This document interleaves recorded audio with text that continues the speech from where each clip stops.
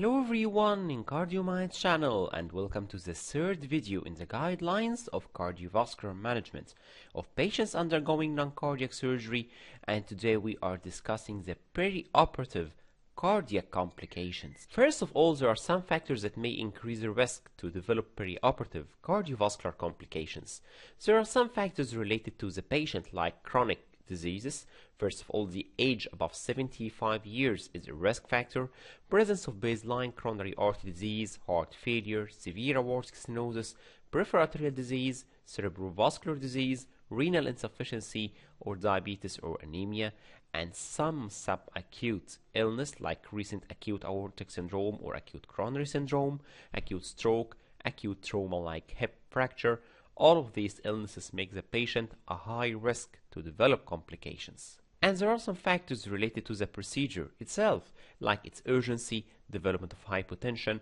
the hypercoagulable state, development of bleeding, inflammation, tachycardia, hypothermia or sympathetic nervous system stimulation. There are some post-operative factors like development of post-operative hypotension, bleeding, hypoxemia, tachycardia or pain, and all of these factors increase the risk to develop cardiovascular complications like type 1 or type 2 MI, acute heart failure, arrhythmias, pulmonary embolism, stroke, or even cardiovascular death. First thing, that perioperative MI, which is the most common cardiovascular complication, is largely asymptomatic in about 90% of patients. Why? Due to anesthesia and analgesia used post-operatively, and so it is easily missed because the patient doesn't report chest pain.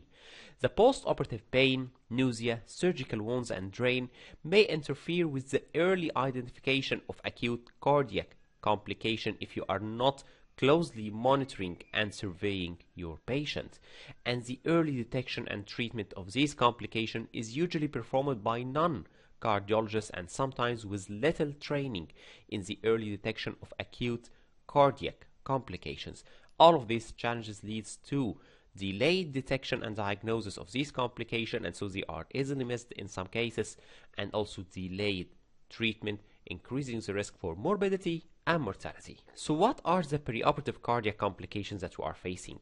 Perioperative myocardial infarction or injury, which is the most common cardiac complication by the way, stent thrombosis in patients with recent PCI, spontaneous MI after day 2 from the surgery, Takotsubo syndrome, acute heart failure, venous thromboembolism,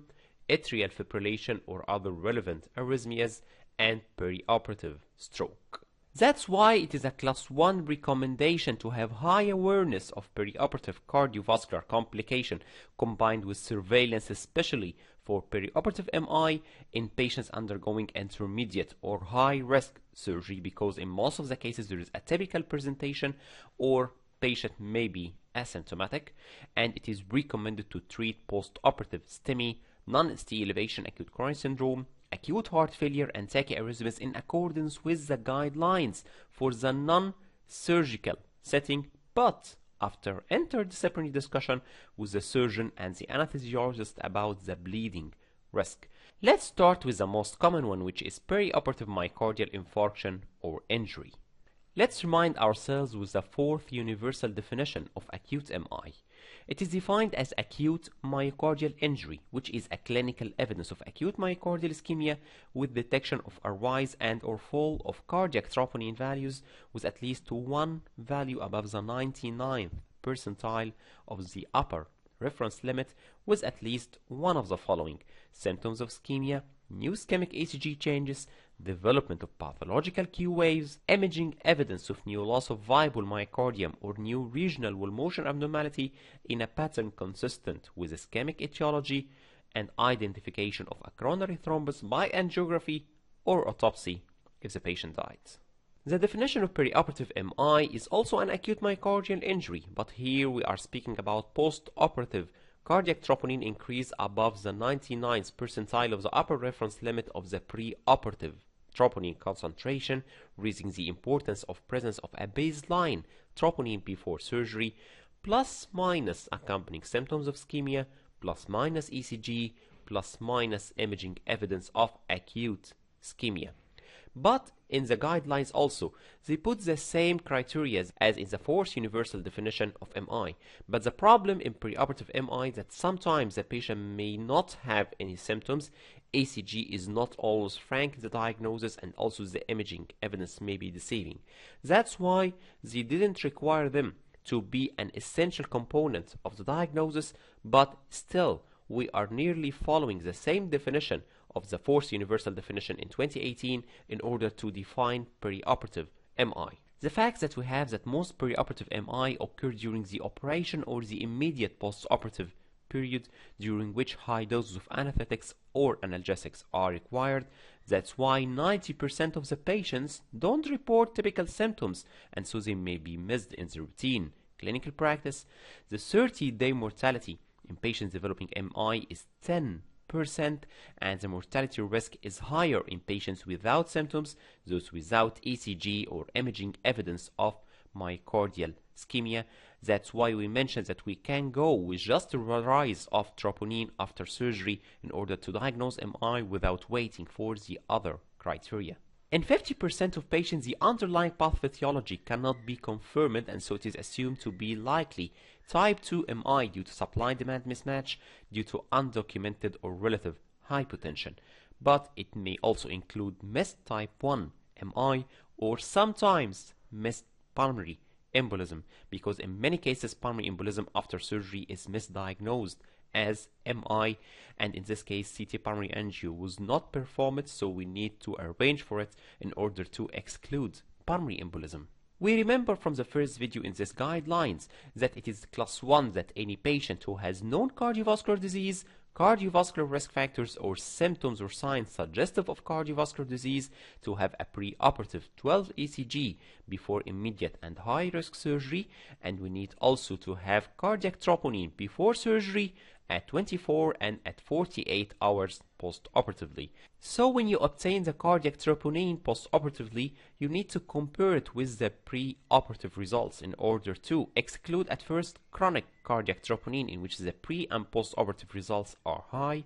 and then diagnose acute cardiac troponin rise. Exclude at first the non-cardiac causes like severe sepsis, pulmonary embolism, I'm stressing on it again, and stroke, because these conditions may result in acute rise of cardiac troponin, and then we can diagnose our cardiac cause like type 1 MI due to atherosclerosis, type 2 MI due to supply-demand mismatch as in case of hypotension, anemia or bleeding, tachyarrhythmia which also cause supply-demand mismatch, acute heart failure, either de novo or in patients with baseline heart failure or ischemic LV dysfunction, and likely type 2 MI sometimes may be missed type 1, may be undocumented or mild hypotension. This diagram illustrates how to manage a patient with preoperative MI. After obtaining the cardiac troponin which help us to diagnose preoperative MI, we obtain the 12-lead ECG, assess the symptoms if present, and check the hemoglobin. If there is evidence of ST elevation or ST depression or typical chest pain, in this case we need to check whether there is severe anemia or not, because if it is present it is type 2 MI and the management focus on immediate transfusion followed by reassessment for the need of invasive coronary angiography. But if it is type 1 MI, so I am dealing with it according to the guidelines of ischemia to arrange for invasive coronary angiography, aspirin, statins and monitoring. I would arrange for transthoracic echocardiography in order to exclude other cardiac causes like tachyarrhythmia, acute heart failure, aortic stenosis which need to receive the appropriate treatment according to the cause, exclude non-cardiac causes like sepsis, pulmonary embolism or stroke, they have a different lines of treatment. Don't forget presence of severe anemia, significant hypotension, active bleeding, severe hypoxia or tachycardia. All of them may result in type 2 MI due to the supply-demand mismatch, and so the diagnosis and treatment here depend on the cause. And of course, as we mentioned, the relative or undocumented hypotension may also result in type 2 MI or sometimes may result in missed type 1 MI, so the patient needs to receive aspirin, statin. We may arrange for stress imaging, CT coronaries or invasive coronary angiography according to the clinical presentation of the patient, and we may add Dabigatran 110 mg twice per day, and we are discussing this point later in the video. There is a different terminology in the guidelines this year called myocardial injury following noncardiac surgery, which is a subset of patients with perioperative MI in whom cardiomyocyte injury was most likely due to coronary artery disease with myocardial ischemia, maybe secondary to supply-and-demand mismatch or thrombosis, and in the absence of an atypical surgical physiological stress and no evidence of other non-coronary artery disease etiology like tachyarrhythmia, acute heart failure, or other non-cardiac causes. So the recommendation is to follow a systematic workup for perioperative MI patients, as we saw in the last diagram, to identify the underlying pathophysiology and define therapy according to the cause. And surveillance, as we mentioned, is cost effective as it facilitates the detection of non-cardiac disorders with immediate therapeutic consequences like pulmonary embolism, which is commonly misdiagnosed as MI. And in patients with myocardial injury after non-cardiac surgery, which was defined shortly, at low risk of bleeding, we can give them Dabigatran 110 mg twice per day, which is slightly reduced dose in comparison to the therapeutic dose of 150, and it can be considered from 1 week after surgery, as we have an evidence from the managed trial in which the patients were randomly assigned to receive Dabigatran versus placebo, and here's the composite primary efficacy outcome of major vascular complications like cardiovascular mortality, MI, stroke, peripheral arterial thrombosis, amputation, or venous thromboembolism were significantly fewer in patients randomized to Dabigatran versus placebo, and there was no increase in major bleeding. We call the MI spontaneous if it occurred after day 2 from the surgery, and its incidence is nearly 0.5% within 30 days and 1 to 2% within 1 year for patients undergoing major non-cardiac surgery with established cardiovascular disease or more than 65-year-old, and within less than 5 days. Bleeding, of course, is still a major concern, limiting the use of antithrombotics, and so we need to discuss this with the surgeon. Otherwise, the same principles as for MI therapy according to the specific guidelines should be applied in this patient. Let's now move to the famous venous thromboembolism. What are the risk factors that may increase the incidence after surgery? The type of surgery, of course, like high-risk surgery as hip arthroplasty, open prostatectomy, open surgery for malignancy, all of these increase the risk to develop DVT, followed by pulmonary embolism, prolonged immobilization, and the longer the duration, the higher the risk,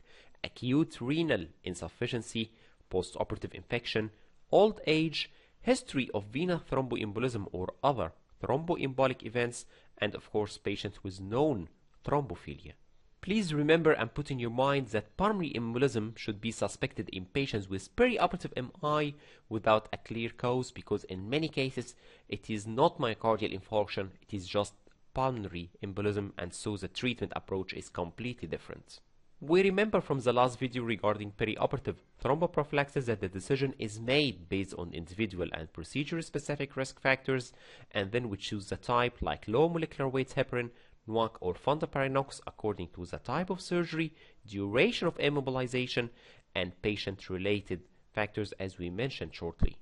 Then, if there is high or intermediate clinical probability for pulmonary embolism, we should initiate anticoagulation without delay while the diagnostic workup is done if the bleeding risk is low, and post-operative oral anticoagulation is recommended for at least 3 months after surgery, if not longer in some patients with risk factors. And of course there is a preference for NOAC over vitamin K antagonist due to the predictable effect and without the risk of bleeding due to over anticoagulation. And of course we know that apixaban and rivaroxaban can be used in the acute phase treatment instead of parenteral anticoagulation. If the patient developed high risk pulmonary embolism as there is hemodynamic instability, rescue thrombolytic therapy is recommended in order to save the patient's life according to the bleeding risk. That's why we need to discuss this with the surgeon due to the increased risk of bleeding after thrombolytic. But there are alternative treatments if the patient is having high bleeding risk, like surgical embolectomy or percutaneous catheter directed treatment. So please don't omit the rescue therapy in case of high-risk pulmonary embolism, because we have the standard thrombolytic therapy, but there are other options in high bleeding risk. Let's now discuss the post-operative atrial fibrillation. It is defined as new onset AF in the immediate post-operative period, with incidence ranging between 2 to 30%, with peak incidence in the first 2 to 4 days post-operatively, and it is associated with 4 to 5-fold risk of recurrence of AF in the 5 years after cardiac surgery, while the risk of recurrence after non-cardiac surgery is less well described. And of course, it is considered a strong risk factor to develop stroke, MI, or even death compared with post-operative patients who did not develop atrial fibrillation. That's why it is important to detect it in the immediate post-operative period. Post-operative AF may lead to hemodynamic instability in case of extreme tachycardia, prolonged hospital stay, increased risk of stroke, increased risk of sepsis and renal complication post-operatively, risk of bleeding, of course, with giving parenteral anticoagulation, and greater healthcare cost, or even increased risk of in-hospital death, especially in patients with already cardiovascular disease. We always think of prevention of atrial fibrillation as it has the best outcome. So we are going to optimize the patient's hemodynamic, correct any electrolyte imbalance before surgery, identify patients at increased risk for post-operative AF as cardiovascular patients or old age, and think of pharmacological AF prophylaxis like continuation of beta blockers if they are already given, or the patient has a specific indication to receive them, as we don't give them routinely, or other antiarrhythmic drugs in selected patients. But if the patient developed intra or post-operative AF, so we are going to manage it. First of all, if the patient is hemodynamically unstable, so you should go for emergency cardioversion, which should be electrical cardioversion. But if the patient is hemodynamically stable, so we are going to start anticoagulation depending on the CHA2DS2-VASc score and the post-operative bleeding risk. Then we are going to decide on rate versus rhythm control. If the patient has a problem to achieve rate control or he is extremely symptomatic, so we are going for rhythm control, either electrical or pharmacological, and then decide of the need for antiarrhythmic drugs according to the LV ejection fraction. But if the patient has no problem with rate control and it can be achieved easily, so we can start it with a target heart rate less than 110 beat per minute, as we are speaking here about just lenient rate control, like starting beta blockers, calcium channel blockers, or digoxin. And if the patient has reduced LV ejection fraction, just depend on beta blockers and digoxin.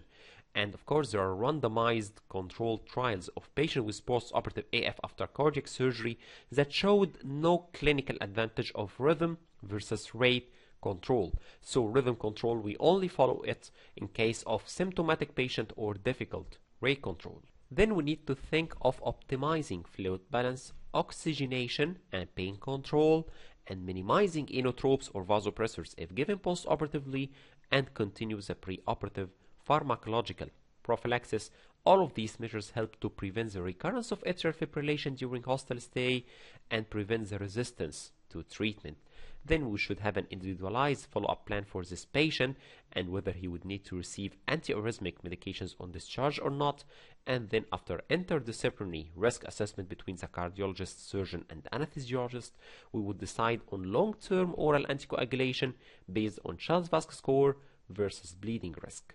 And so the recommendation is Class 2A to start long-term oral anticoagulations for post-operative AF in all patients at risk of stroke, because here the post-operative AF is associated with a similar long-term thromboembolic risk as in non-surgical AF, and oral anticoagulation use was associated with lower risk of thromboembolism and all-cause mortality in both groups. So please don't tell yourself that it is just post-operative AF, no need for long-term oral anticoagulation. Assess the CHA2DS2-VASc score and decide on it as the same in non-surgical patients. And the big no, that routine use of beta blockers just to prevent AF is not recommended before surgery, because as we remember from the first video, the preoperative initiation of beta blockers in patients scheduled for high-risk surgery may be considered in patients with 2 or more clinical risk factors according to the revised cardiac risk index,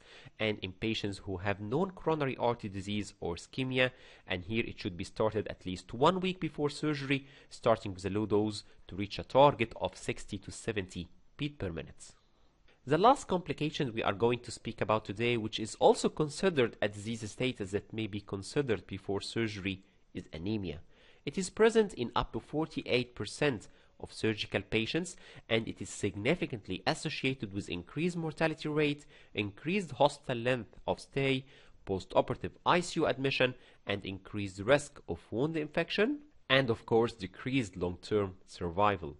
Anemia itself may contribute to myocardial ischemia, especially if the patient has already coronary artery disease due to the supply-demand mismatch, and in many cases it is the primary cause of MI, and the iron deficiency, which is the cause of anemia in about 50%, is associated with increased risk of 90-day mortality in patients with and without anemia. We need to know that allogenic blood transfusion is not an easy and safe solution because it increases the risk of post-operative infection, length of post-operative hospital stay, and risk of alloimmunization. If the patient is going to receive any future transplantation, his chances would be lower. And so the recent trend is to minimize post-operative blood transfusion unless necessary and life-saving, and washed RBCs is always preferred. The recommendation is to measure hemoglobin before surgery in any patient scheduled for intermediate to high risk surgery, and we all know that full blood count is a basic test before any surgery, and we should treat anemia if the patient is already diagnosed with it preoperatively to reduce the need for blood transfusion during or after surgery. One of the therapeutic solutions is intravenous iron therapy, as the iron supplemented patients require fewer RBC transfusion during the post-operative phase if they are supplemented more than 7 days before surgery, and recombinant human erythropoietin is one of the solutions, especially in CKD patients. And if the patient underwent the surgery and there is an expected blood loss of more than 500 milliliter, we should use washed cell salvage, which are washed RBCs, to reduce the risk of infection or alloimmunization. In patients undergoing surgery and experiencing major bleeding, tranexamic acid, which is an antifibrinolytic, should be immediately used. The closed-loop arterial blood sampling minimizes blood loss, and so it should be advocated. And the meticulous hemostasis during and after surgery, of course, is a prophylactic measure to prevent bleeding and anemia. So we have reached the end of our video today, and our take-home message is that don't wait for the patient to complain of chest pain, dyspnea or palpitation after surgery in order to be aware that the patient developed a cardiac complication. Patient is usually asymptomatic, so we need to have close monitoring and surveillance for heart rate, blood pressure, ECG, biomarkers, especially in high-risk patients scheduled for intermediate or high-risk surgery. Thank you very much for watching this video, and wait next week for the last video in the guidelines of preoperative consultation, which would be in a specific cardiovascular disease.